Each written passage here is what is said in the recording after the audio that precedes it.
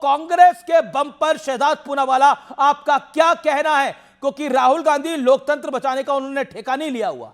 देखिए, ये तो बात सही है कि उन्होंने लोकतंत्र को बचाने का ठेका नहीं लिया है, क्योंकि इंडियन स्टेट के खिलाफ तो उनको लड़ाई लड़नी है और इंदिरा गांधी जी ने तो इमरजेंसी लगाई थी, तो वो सही नक्शे कदम पर चल रहे हैं। परंतु उनके बम में कितना है दम, ये देख लीजिए, क्योंकि 2 दिन पहले कर्नाटका के हाईकोर्ट ने बताया कि इन्हीं के घर में हो रही है चोरी, और फिर उसके बाद हमने देखा कि महाराष्ट्र में आरोप लगाया, तो महाराष्ट्र में सुप्रीम कोर्ट ने किया रिजेक्ट इनके बम को। फिर उसके बाद इन्होंने आरोप लगाया था पावर पॉइंट प्रेजेंटेशन के माध्यम से, मद्रास हाईकोर्ट ने रिजेक्ट किया इनके आरोपों को। हरियाणा में इनकी नेता कुमारी शैलजा ने बोला कोई चोरी नहीं हुई है। आज का जो आरोप है उसमें तो बस राहुल गांधी ने खुद के ही बम की हवा निकाल दी। पता है कैसे?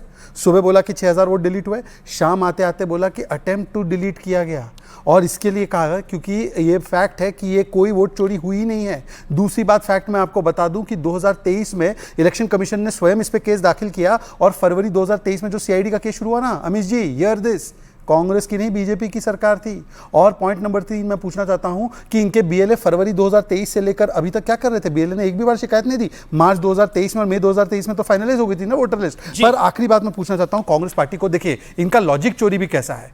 2018 में बीजेपी जीती, फिर इलेक्शन कमीशन और बीजेपी ने वोट चोरी किया, उसके बाद बीजेपी ने शिकायत करवाई सीआईडी से और एफआईआर करवाई, और 2023 में हम चुनाव हार गए। ये कैसा वोट चोरी हो रहा था भाई साहब? मतलब इसमें ना लॉजिक है ना तथ्य है। मैं केवल अभी रविकांत जी है ना कांग्रेस से, रविकांत जी कितने वोट चोरी हुए ये बताइए पहले। ओके प्रोफेसर, आंकड़ा बताइए, 1000, 2000, 3000, 4000। Ravikant, make your point. Okay you professor Ravikant, कितने वोट चोरी हुए? Give the number. कितने वोट चोरी हुए? क्योंकि वोट चोरी का आरोप है, गंभीर आरोप है। देखिए मैं पहले जरा चुनाव आयोग से बात शुरू कर लूं।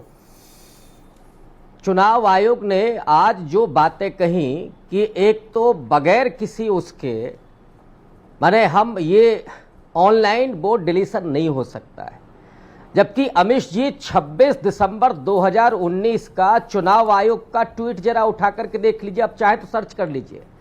खुद चुनाव आयोग ने फॉर्म 7 के संदर्भ में इस बात को लिखा है कि आप ऑनलाइन जमा करके वोट डिलीशन की प्रक्रिया कर सकते, बिना सुनवाई के वोट काटना असंभव है।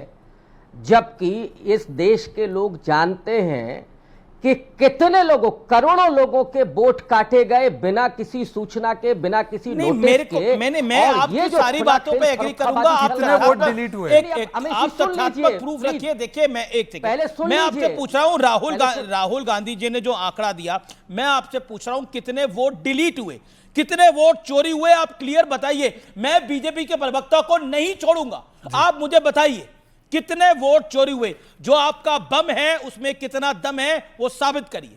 आपको मौका दे रहा हूं मैं लाइव टेलीविजन पे, ये ऐतिहासिकों की डिबेट। आप बताइए कितने वोट प्रोफेसर रविकांत जी चोरी हुए?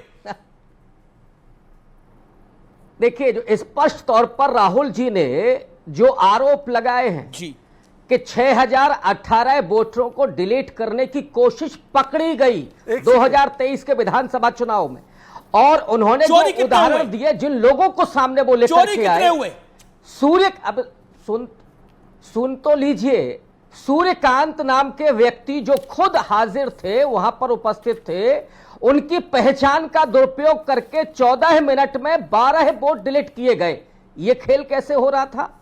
एक और नागराज नाम के व्यक्ति हैं, वो 36 सेकंड में 2 आवेदन भरते हैं। मैं पूछ रहा हूं कितने वोट चोरी हुए? आप कह रहे हैं 6000 वोट चोरी करने की कोशिश हुई लेकिन वो चोरी नहीं हो पाए, तो इलेक्शन कमीशन मुस्तैद था आपकी राय के अंदर, एक भी वोट चोरी नहीं हुआ, और आप कह रहे हैं वोट चोरी हो रही है। आप खुद कह रहे हैं लाइव टेलीविजन पर कि 6000 वोट चोरी करने की कोशिश हुई थी लेकिन चोरी नहीं हुई। किसी ने चोरी करने का प्रयास किया लेकिन बैंक सावधान था, तिजोरी मजबूत थी, तो चोरी नहीं हो पाया ना। आप खुद एग्जांपल दे रहे हैं, आप खुद ही कह रहे हैं कि वो चोरी नहीं हुआ। देखिए ऐसा है कि इस बहसबाजी से ज्यादा तेज बोल करके इस देश की जनता को गुमराह नहीं किया जा सकता है। इस देश का बच्चा आज बोल रहा है वोट चोर गद्दी छोड़, और ये लोगों को मालूम है। आप बिल्कुल आप अपनी रैलियों में जो नारा लगाने लगाइए। मैं आपसे देखिए प्रोफेसर रविकांत, मैं बिल्कुल आपसे बहुत सभ्यता के दायरे में मैं आपसे प्रश्न कर रहा हूं, मुझे इसका कृपा करके जवाब दीजिए, कितने वोट चोरी हुए? आप नंबर दीजिए, क्योंकि अगर नंबर नहीं है तो गेम ही नहीं है ना, फिर तो कुछ है ही नहीं। मैं पूछ रहा हूं आप नंबर दीजिए, वोट कितने चोरी हुए? अमित जी, 6000 वोट चोरी हुए क्या? जो नंबर आप लोग दे रहे हैं, ये जिम्मेदारी कि कितने वोट चोरी हुए, ये जिम्मेदारी चुनाव आयोग की है। अच्छा, एक रुकिए 18 बार मांग चुका है कि आप एक एक करके बताइए। ये अच्छा, एफआईआर किसने कराई थी? ओके, प्रोफेसर रविकांत, एफआईआर किसने कराई थी? फर्स्ट इंफॉर्मेशन रिपोर्ट किसने दायर करवाई थी और कौन से साल में हुई थी? ओके महीना भी नहीं अमीश जी, आप इस तरह से जो आप बात कह रहे हैं, ये देश के लोगों को गुमराह कर रहे हैं। क्या गुमराह कर रहा हूं भाई? बात क्लियर गुमराह करने वाली बात क्या है? मैं पूछ रहा हूं एफआईआर कौन से महीने में हुई, कौन से साल में हुई, बताइए आप। इसमें क्या एफआईआर किसने कराई थी बताइए ना। अगर चोरी हुई थी तो अगर गड़बड़ हो रही थी तो उसकी जानकारी किसने पुलिस को दी थी, ये बताइए। और उसके बाद क्या नतीजा आया ये भी बताइए।